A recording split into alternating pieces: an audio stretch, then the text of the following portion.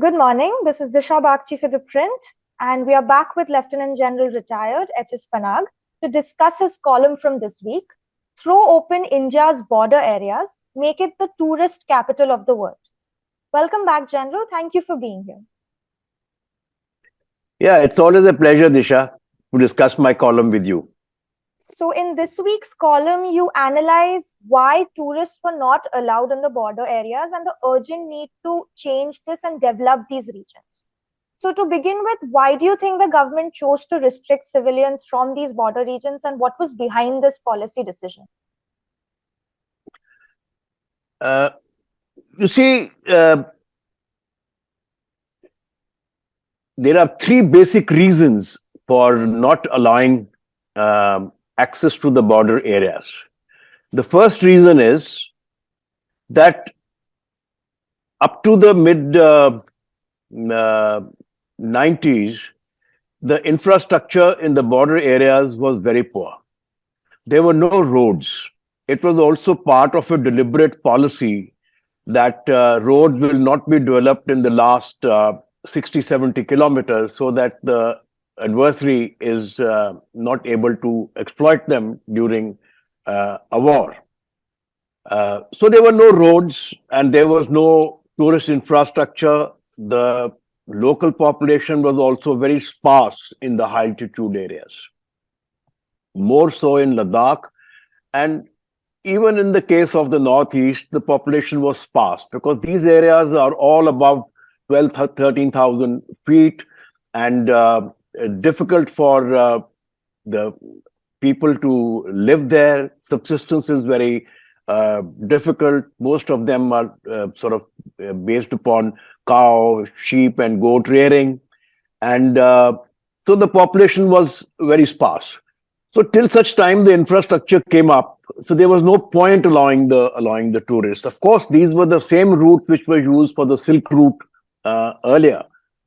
The second reason that the borders were not opened up was in the case of disputed borders, the sensitivity of the superior adversary, which in our case was China. That since China is sensitive to the borders, if we open up the borders, China would take umbrage.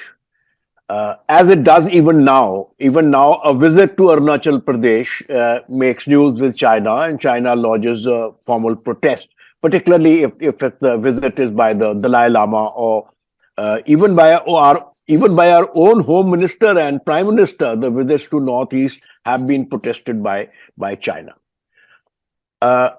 However, as far as the Ladakh sector is concerned, this problem has never been there.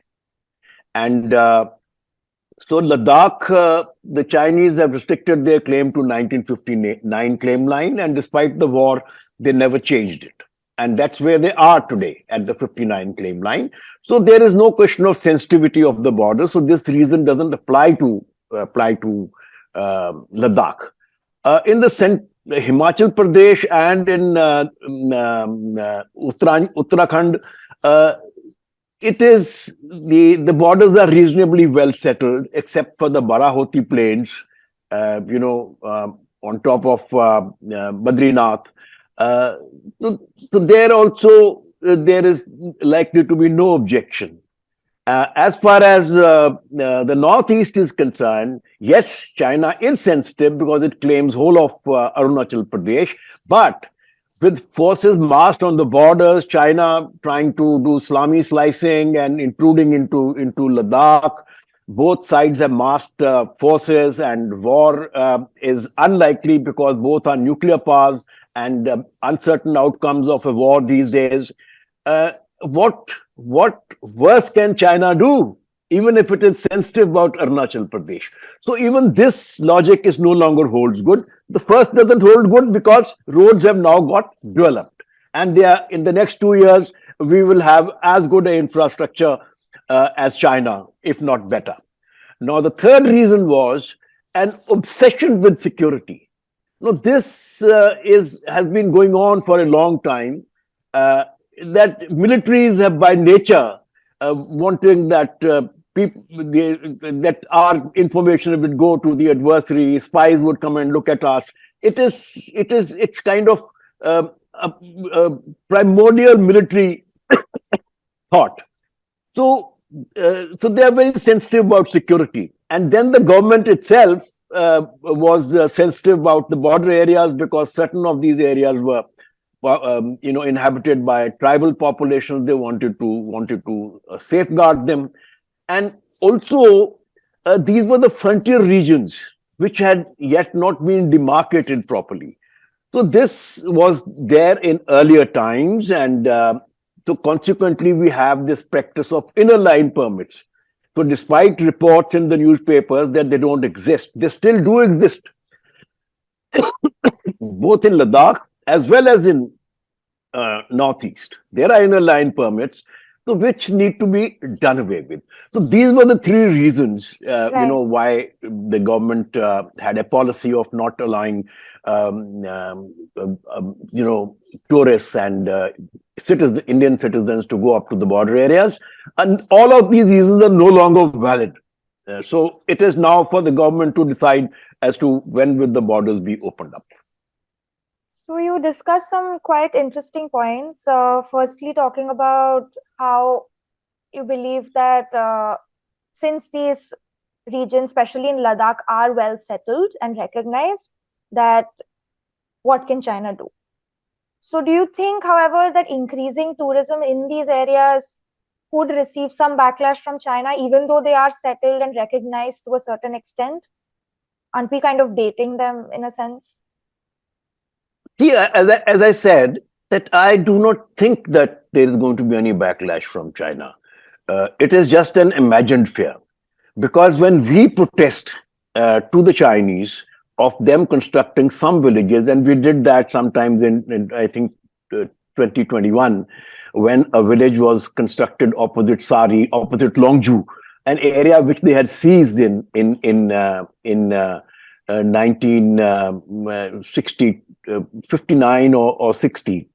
And so we protested that was actually our territory. So China said, in a very categorically and a very blunt statement, they said that this is our territory. In our sovereign territory, we are free to do what we want. And similarly, this is exactly what the stance India should adopt. In Ladakh, as I said, there'll be no problem from China. In Northeast also, we should adopt the same stance as China, that this is our sovereign territory, and with the troops massed on the borders, and as I said, probability of war being very low. So what's the problem? And let China be sensitive. It's always been sensitive.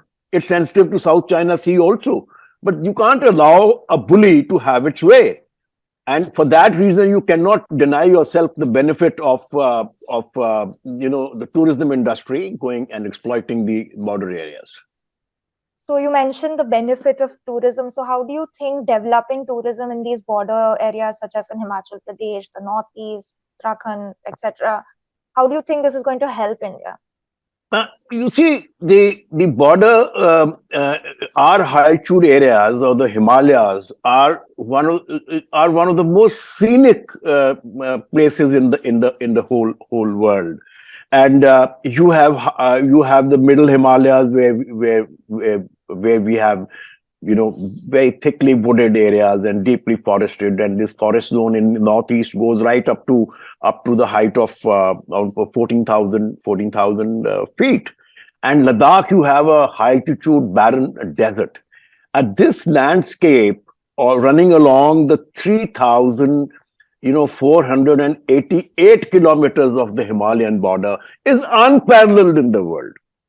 And especially this belt of 100 and 150 kilometers, which is there between, the areas up to which we are allowed today and beyond which we are not allowed, except for 1 or 2 points on the line of actual control.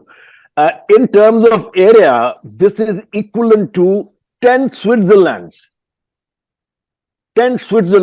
and with facilities which can be created of a similar nature. You name it. You can have mountain railways, you can have mountain climbing, you can have rock climbing, you can have paragliding, you can have ballooning, you can have river rafting. So all the facilities that Switzerland provides today, you can have skiing and treks can be provided in this belt.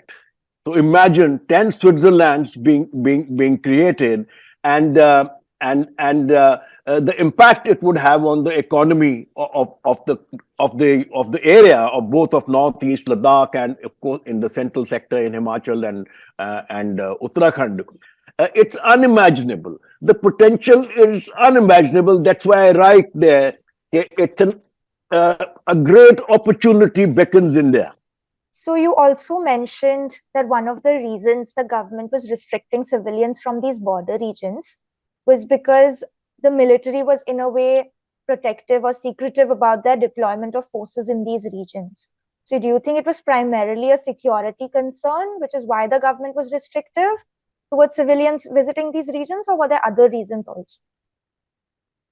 You see, it is no longer a valid reason. As I said, it's an sort of obsession with the security.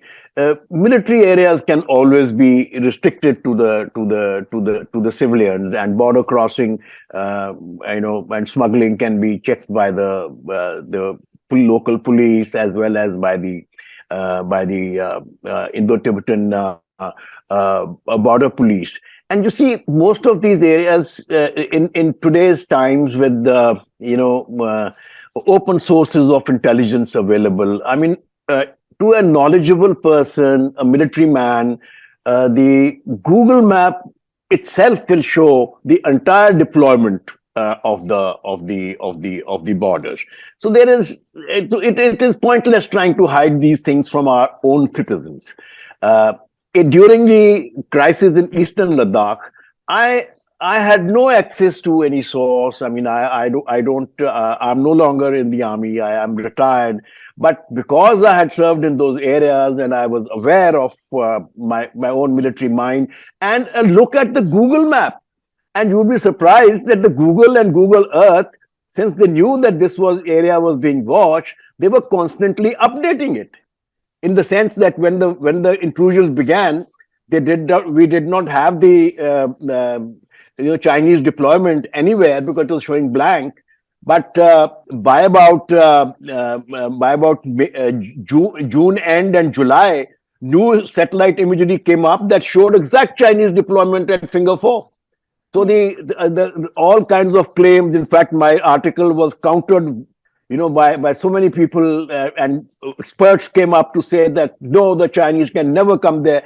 And lo and behold, within a matter of a week, the Google Earth and the Google Maps showed the entire deployment of the Chinese 8 kilometers, 10 kilometers inside our territory. So with these kind of open sources of intelligence, it is pointless trying to this thing. And then if we can fight a war in Punjab and even in Kashmir with or without the so-called support of at least the people, as may happen at some places in Kashmir, then why can't we do the same with China? Right. In any case, the people of Ladakh, the people of Northeast, and both in Himachal and in Uttarakhand, in the border areas, they've always stood by us. They've always been with us. And then our own population will only act as a support to the armed forces which are deployed there. Well, thank you, General. I think you brought up some very interesting points of the need to develop these border regions and untapped potential, in a sense, these regions have for tourism. So for viewers interested in reading the full article by General Panag, the link to it will be in the description below. Thank you so much, and we will see you next.